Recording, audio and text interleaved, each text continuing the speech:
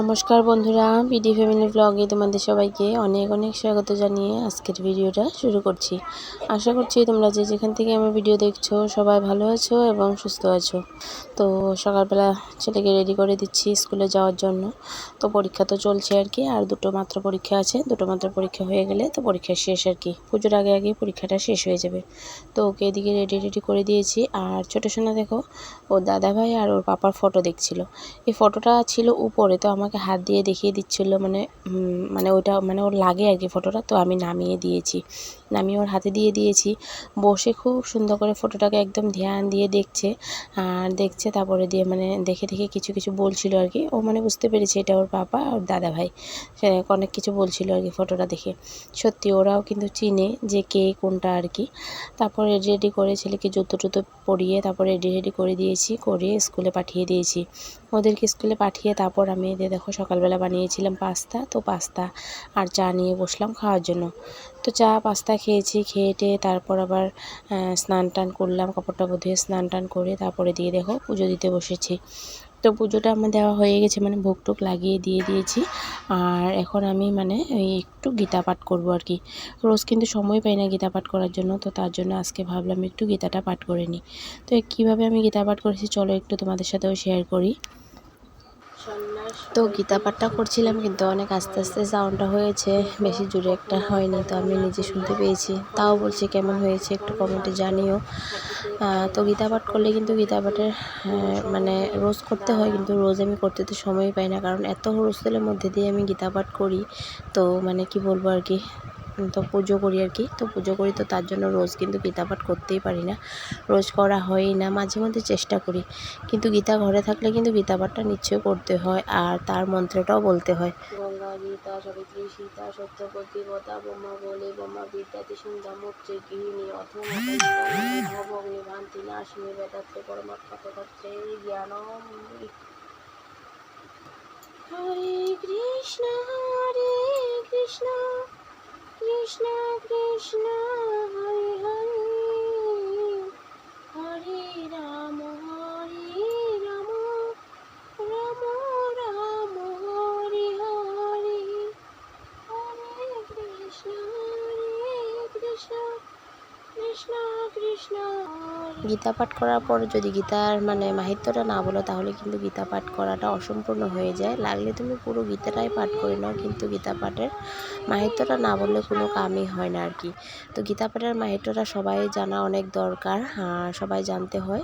তো আর কি সেটাই আর কি। আর কারণ আমাদের শেষকালে কিন্তু এই গীতার মাহাত্ম্যটাই সবাই বলে, যে মন্ত্র যে দেয় মন্ত্র দেও, ওই মন্ত্রটা হলো গীতা পাঠের মাহাত্ম্য আর কি। যেটা আমি বললাম আর কি, তোমরা শুনতে পেয়েছো কিনা জানি না। তো এটা কিন্তু সবাই জানা অনেক দরকার।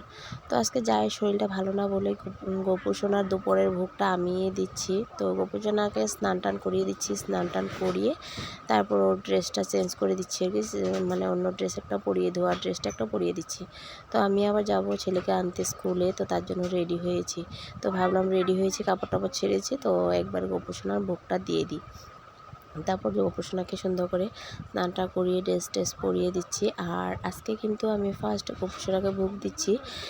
তো তার জন্য আর ওরকম কিন্তু সুযোগ হয়ে ওঠে না, কারণ আমার যাই দেয় দুপুরবেলা ভোগ ওরাই দেয়, তো আমার আর দেওয়া হয় না। তো আজকে যেহেতু ওর শরীরটা ভালো না, তো তার জন্য আমিই দিচ্ছি আর কি। তো সুন্দর করে ওকে আবার চুড়ি টুড়ি পরিয়ে টোপর সোপর পরিয়ে আবার ওর জায়গায় ওর আসনে বসিয়ে দিয়েছি। দেখো আমাদের গোপুসোনাকে কেমন লাগছে। তো তার জন্য আর কি। আর আমার যা কিন্তু অনেক আশা করে গোপুসোনাকে এনেছে, গোপুসোনার যত্নপাতি করে আর কি। তারপর দেখো দুপুরবেলা খেতে চলে আসলাম, স্কুল থেকে এসে তারপর তো অক্ষয় বাবাকেও খেতে দিয়েছি মানে ও খাবে আর কি। এদিকে দেখো ও আলু সিদ্ধ মাখছে, আর এদিকে টমেটো মানে কেটেছিলাম সেটাও মেখেছে, আর ডিম আমলেট করেছি। তো এইগুলোই কিন্তু করে ধুমধাম করে চলে গিয়েছিলাম আর কি, আর মাখামাখি হয়নি। তারপর দেখো ওকে খেতে দিয়েছি। আর ছোটো সোনা দেখো, ছোটো সোনার মুখে আলু সিদ্ধ একটু দিয়েছে মুখে, খুবই টেস্ট পেয়েছিল কিন্তু ও, মানে লবণ লবণ লাগছে, ঝাল ঝাল লাগছে, আলু সিদ্ধটা খেয়ে খুবই ভালো পেয়েছিল। তারপর দেখো সোজা চলে এসেছি বিকালবেলা। আর এদিকে ছোটো সোনার সাথে কথা বলছিলাম, ছোটো সোনার সাথে কথা বলতে বলতে এদিকে আমি কাপড় চাপড়গুলো ভাঁজ করে নিচ্ছি। দুপুরবেলা তো কাপড় ভাঁজ করা হয় না, তোমরা জানোই। তো একবারে সন্ধ্যের আগ দিয়ে মানে ঘরটা গুছাবো, তো তার জন্য একবারে কাপড় টাপড়গুলো ভাঁজ করতে বসলাম। কাপড়গুলো ভাঁজ করব, করে ঘরটা ঝাড় দেবো, তারপর আবার সন্ধ্যা দিতে হবে। আর ওইদিকে স্কুল থেকে এসে আমি ড্রেসগুলো আর ধুইনি, যেহেতু পরে গেছি জাস্ট, তো আজকে মানে ধোবো না, আরও একবার দুবার পরবো তারপর ধোবো। আমি কিন্তু এরকম পরে গেলেই কিন্তু ধুয়ে দিই না। যদি সারাদিন পরে থাকি বা 2-3 ঘন্টা পরি তাহলে কিন্তু ওই ড্রেসটা ধুই। আমি মাত্র স্কুলে গেছি আর এসেছি, তো তার জন্য এই ড্রেসটাকে আর ধোবো না। ওই আলনাতে দেখো মেলে রেখেছি, তারপর ওটাকে ভাঁজ টাজ করে সব কিছুই গুছিয়ে রাখবো। তো আমার মানি প্ল্যান্ট গাছটা জানো তো বাড়ছিলই না। ওই যে একটা গ্লাসের মধ্যে সুকেসের সামনে ছিল, তোমরা তো নিশ্চয়ই দেখতেই পাও ভিডিওতে। তো আজকে ভাবলাম ওইটাকে মানে একটা বড় একটা ডিব্বাতে রাখি, তো সেটা ভেবে ওই যে দেখতে পাচ্ছ ডিব্বাটাতে জল ভরে রাখলাম, এটাতে মানে গাছটা রাখবো। আর গাছটা অনেক ধুলো ময়লা হয়েছিল, তো ওইটাও ধুয়ে দিচ্ছি। গাছটাতে শিকড় কিন্তু অনেক মানে বার হয়েছে, কিন্তু এটা ডালা ডুলা কিছু বার হচ্ছে না, মানে বড়ই হচ্ছে না। তো ভাবলাম মনে হয় জায়গাটা একটু কম হচ্ছে তার জন্য, তার জন্য একটা বড় ডিব্বাতে ঢুকিয়ে দিচ্ছি যাতে একটু বড় হতে পারে। আমি দেখি সব মানে সবাই ঘরে ঘরে মানি প্ল্যান্ট গাছ থাকে, কিন্তু সব খুব সুন্দর বড় হয়, কিন্তু আমার গাছটা জানি না কেন মানে বড় হচ্ছে না।